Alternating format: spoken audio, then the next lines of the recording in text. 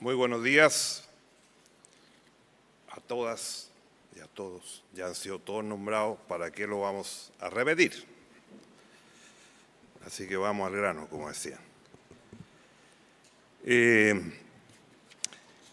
Quiero decir primero que vengo a rendir homenaje a la memoria de un hombre que a lo largo de su existencia supo lo que era honrar el servicio a su país. Hacerlo no solo es merecido por el enorme significado de su trayectoria política, sino que además es imperioso hacerlo, dado los tiempos que corren en nuestro país. Gracias por escucharnos. Aquí estamos con don Edgardo, a 15 años de su muerte. Ingeniero, lo pusimos primero, lo más importante. Todo lo demás se da por añadidura. Político, gran político, militante de la EC, rector, ministro de Estado, senador, ya vamos a contar cosas de él. Artífice de los acuerdos y forjador de la transición, el motor ideológico de la transición.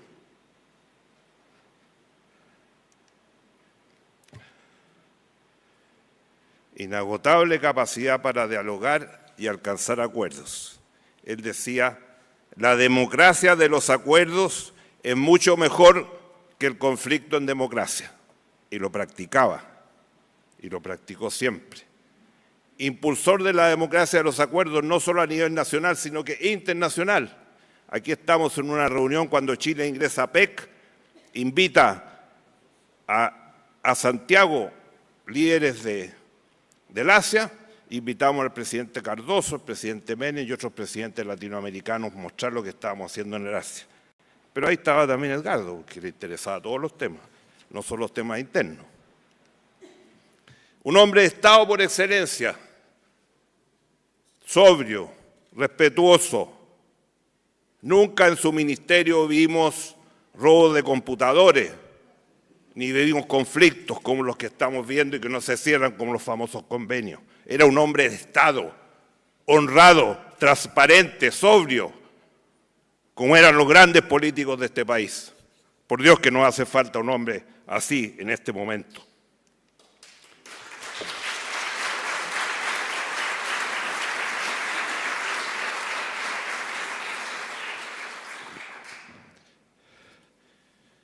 ¿Para qué voy a explicar la foto? La primera, gran ministro del presidente Aylwin. Gran ministro, presidente Aylwin. Después está con el presidente Lagos, también en La Moneda. Y esa foto es muy clarificadora de lo que él era. Siempre andaba con sus carpetas, preparando día a día todo lo que se le ocurría, lleno de carpetas, de documentos. Así era.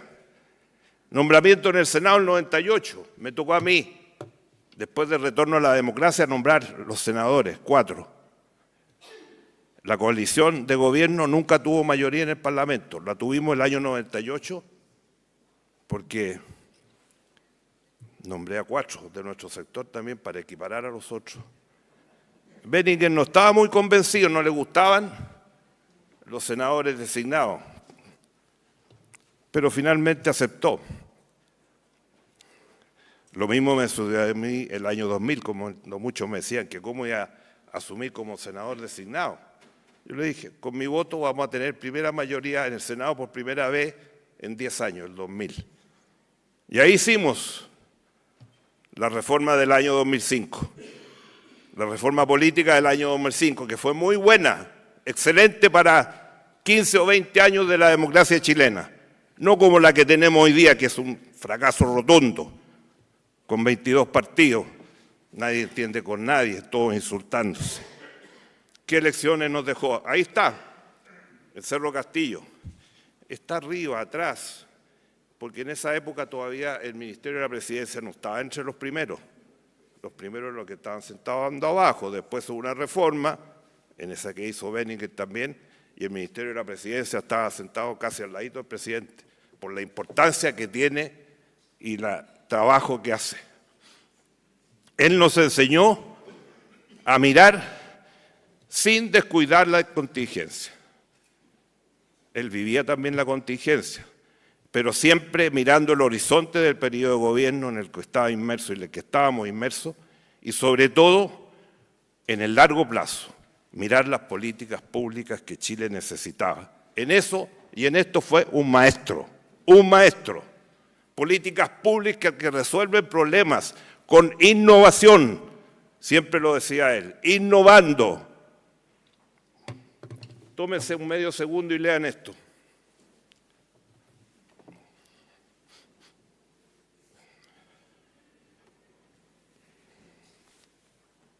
Este era Benninger. Audaz. Hay mucho que, y se lo llevamos hoy día a Chile, hay muchos que no están de acuerdo con esto. Pero él tenía la capacidad de plantear los temas y resolver los temas. Y este tema nunca lo hemos resuelto en Chile. El tema de la AFP todavía. ¿Cuántos años llevamos discutiendo? Pero ahí él dio una solución, porque era innovador. Pensaba en el futuro y en lo que venía, y no se quedaba estancado. Era innovador y era futurista para esos temas. Y algunos ejemplos que me tocó en mi gobierno con él, los tratados de libre comercio. ¿Cómo partimos? 94, APEC, NAFTA, Unión Europea, Mercosur, Canadá, Corea, todo. ¿Y quién fue vital en esto? La Fundación Chilena del Pacífico, que él ayudó a fundar y a hacerla crecer. Por eso cuando llegamos al gobierno en 94, pocos meses después fuimos a ingresar a APEC, que eran 15 países, pero se hizo el trabajo previo para convencer a esos 15 países que Chile tenía que estar en APEC. ¿Y por qué queríamos estar en APEC? Y los resultados están a la vista. Hoy día las exportaciones son el sueldo de Chile. 75% del PIB es comercio exterior. Aquí se firmó el TPP-11, que cuando llegó el gobierno dijeron que no lo iban a firmar, que no había que firmar los tratados. Ayer en la prensa decía, ¿cuál es el principal bloque comercial del mundo en el cual Chile está inserto hoy día? TPP-11. La mayor parte de nuestras exportaciones, el primer lugar, el primer bloque del mundo que van todas nuestras principales exportaciones hoy día es el TPP-11. Todos los países de ASEAN y otros más. Así hay que hacerlo, con decisión y no mirando al pasado. Y eso nos llevó a tener una red de tratados hasta el día de hoy, 64 tratados ya renovados, todos con la realidad del mundo de hoy, y no con la que firmamos los tratados hace 20 o 25 años. Y son muchos, como decía, 75% de nuestra economía en el comercio exterior, más de 70 tratados, 64 funcionando y 6 que se están renovando o se están ampliando, como el de India. Felizmente estos días fue una delegación a India, fueron 2 ministros. Y yo leía la prensa y se la leía a mi señora el domingo. Y los discursos que hicieron nuestros representantes decían que había que hacer la cooperación público-privada para llegar a estos países. Lo empezamos a hacer el año 94, pero al fin se convencieron que había que hacerlo ahora y lo están haciendo. Esa red de alianza es la mejor defensa. Ayer estaba en un foro sobre el tema de China y las alianzas que Chile tiene que tener. Y se debatía dónde tiene que estar Chile, en ninguna parte y en todas partes. No nos podemos asociar con ninguna potencia mundial, porque ya sabemos las consecuencias de los unos y de los otros que siempre han sido imperialistas. Por lo tanto, esta red de 70 tratados nos protege. Tenemos todos los acuerdos y con Chile tenemos asociación integral para tratar todos los temas por más complicados que sean. Y se está establecido punto por punto en el tratado del 2005, el tema de derechos humanos, el tema de las sobretasas. Peligroso meterse en eso. No nos vaya a venir la réplica, sería terrible. Segundo, este era un lema permanente, Edgardo. Sin alianza público-privada nada podemos competir en el mundo y menos en el Asia. Ahí aprendimos. Y esto están las cosas que hicimos en esos tiempos.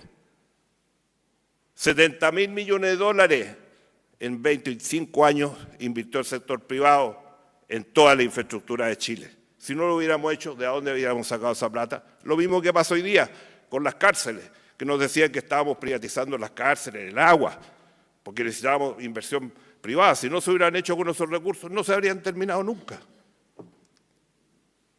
Esta película parecía de otro planeta. Ahí, Costanera Norte, lo que hicimos, Vespucio Norte, Radial Nororiente. Esto parecía hace 20 o 30 años que era solamente el mundo desarrollado. Ahí estamos, está el Chilito. Ahora cuando se apaga la luz ahí, todo asaltado. Es el país que vivimos. Esta semana dijeron que iban a salir millones de chilenos y extranjeros. Hoy día estamos en paro en el aeropuerto, fantástico. Modernización portuaria, la hicimos el 96, 97. Entonces ahora estamos atrasados. Porque esta ley que aprobamos en el Congreso, en las concesiones, el primero que hizo la ley fue el gobierno del presidente Erwin con Carlos Hurtado, que se demoraron 4 años en sacarla y nosotros la tomamos de inmediato. Pero había, como estos casos, hacer ley especial.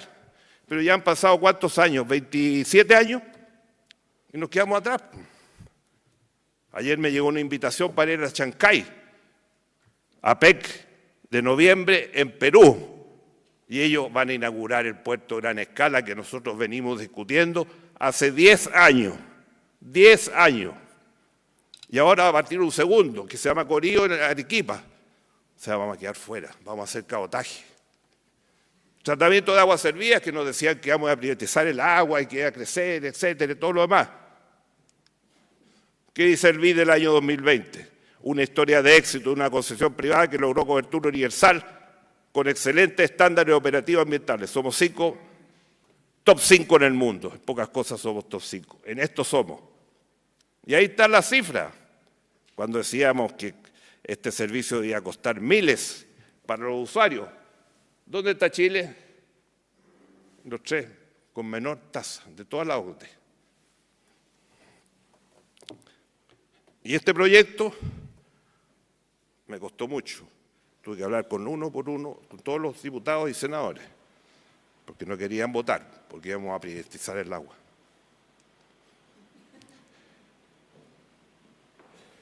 Esto no vale la pena ni decirlo, porque ya el año 2024 llegamos a tener 40% de energías renovables. ¿Qué país del mundo se puede dar ese lujo? Y este año y el próximo podemos llegar a 50 y hasta 60.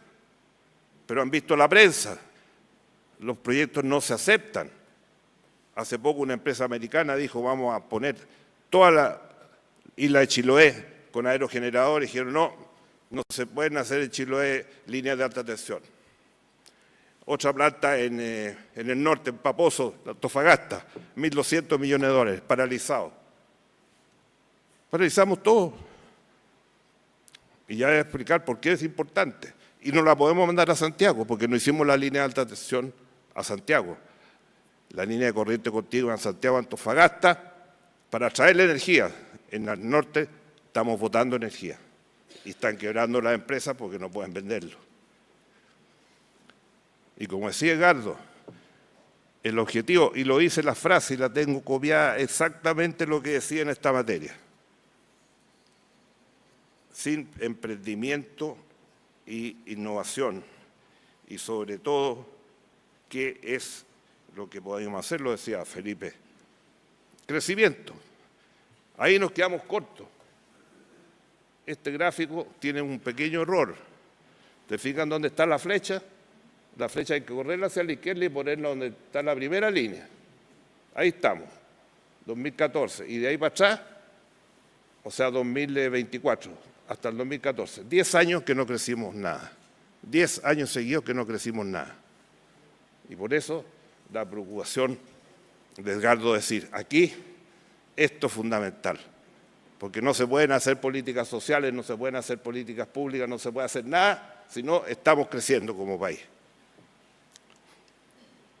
¿Cómo reducimos la pobreza y la desigualdad si no tenemos los recursos? Una cosa es la teoría, que se puede dibujar fácilmente. Otra cosa es la práctica, el día a día. Sube y baja. Para eso hay que estar preparado. ¿Y qué es lo que decía? ¿Cómo se resuelve esto? Cuando partimos en los años 90, acuerdos, en todo. Y cómo nos criticaban muchos sectores. Están negociando todo.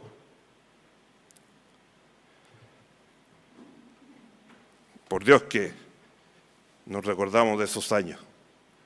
Ayer me decían, en un foro que estuve, ¿cuánto fue el crecimiento de Chile en la década del 90? Hubo años que hubo 10%. Alejandro lo sabe. En mi gobierno promedio más de 6%.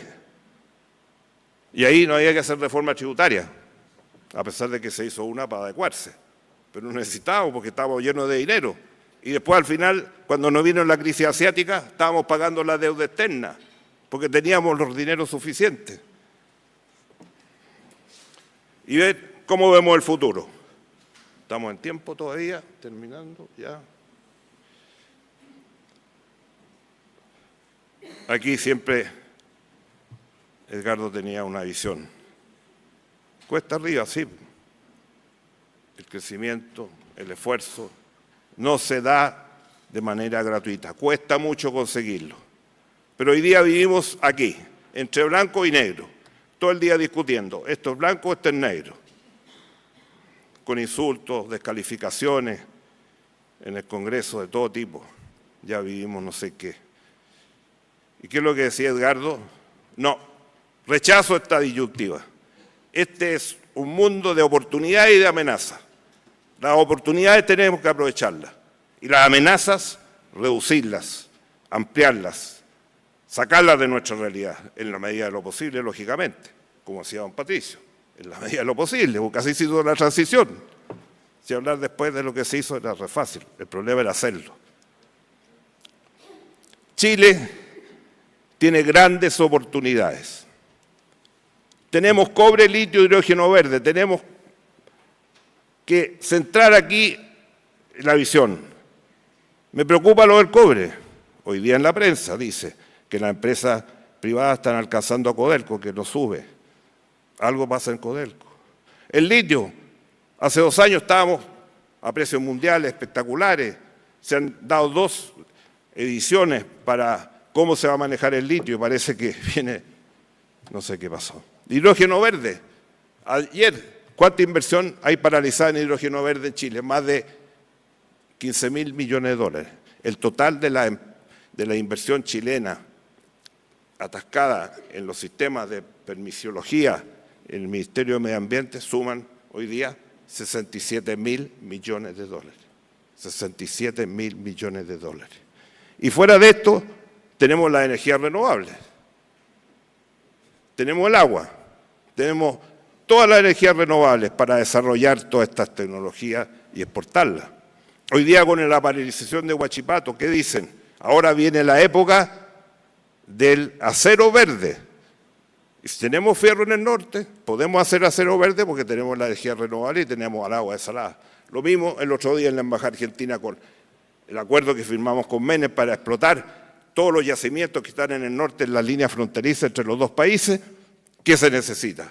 Fuera de las grandes plantas mineras y la gran tecnología que tenemos en Chile, y los profesionales y técnicos y trabajadores capacitados para eso, necesitamos agua.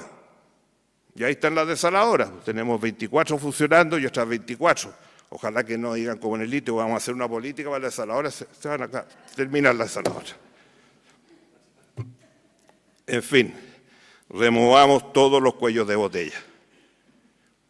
El desarrollo se alcanza trabajando duro. No hay atajos. Necesitamos acelerar el paso. ¿Qué nos diría Edgardo hoy día?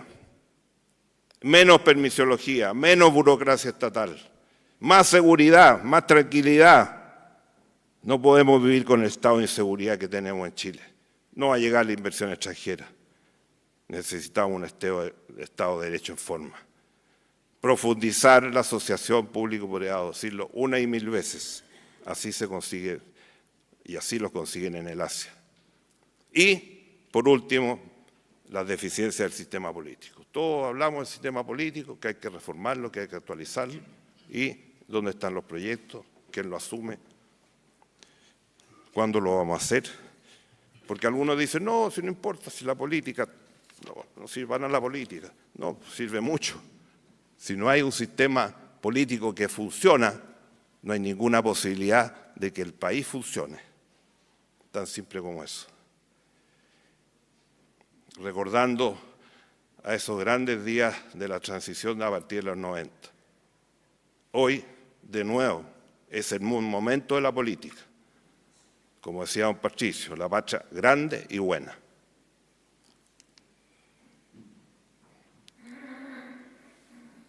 Chile rumbo al futuro.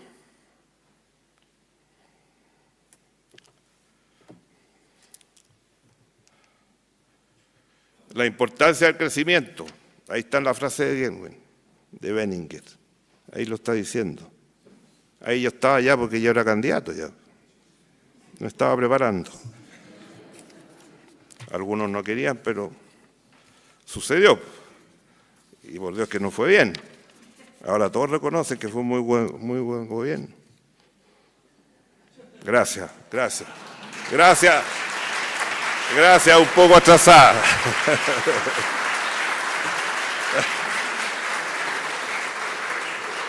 ¿Se acuerdan cuando viajábamos al Asia? Todos los chistes que se hacían, las maletas, las chaquetas que nos poníamos. Decían, se volvieron locos estos tipos. ¿Sirve más de lo mismo? No. Lo que decía Edgardo. Innovación para crecer. Así como esta frase de la AFP, tengo muchas, y ustedes han visto muchas. Antes de terminar, ¿estoy en el tiempo? Sí. Don Edgardo, querido amigo, escribió 2 libros. Uno se llama Gobernabilidad. Lo escribió después de terminar el gobierno. Pero también, más adelante, empezó a preparar sus memorias. ¿No es así, doña Iris? No la alcanzó a publicar, pero se publicaron porque lo dejó listo. Y esa se llama Chile rumbo al futuro. Propuestas para reflexionar. No solamente un testamento político, sino que ese libro lo debían leer todos los chilenos que tienen cargos públicos en el gobierno, en el parlamento, o también en los otros poderes del Estado, y todos los que aspiren a eso. Es un programa de gobierno, de lo que Chile necesita. Y si ustedes lo leen, van a ver que es como si estuviera dicho hace 20 o 30 años, está dicho hace 15 años, y hoy día es más válido que nunca. Eso era la vigencia de un hombre como Edgardo Benninger. Por eso, a 15 años de su muerte, estos y otros temas están plenamente vigentes. Aquí hay una base, fruto de una profunda reflexión y experiencia sobre la cual se puede iniciar el diálogo y la búsqueda de los acuerdos que Chile necesita y que la ciudadanía de Chile está exigiendo. No nos equivoquemos. En la hora actual, cuando vivimos tiempos confusos y en muchos casos de incertidumbre, el país tiene que conocer y tener vivamente presente la vida de un hombre que fue capaz de construir esta democracia sin confrontación. Gracias, Edgardo.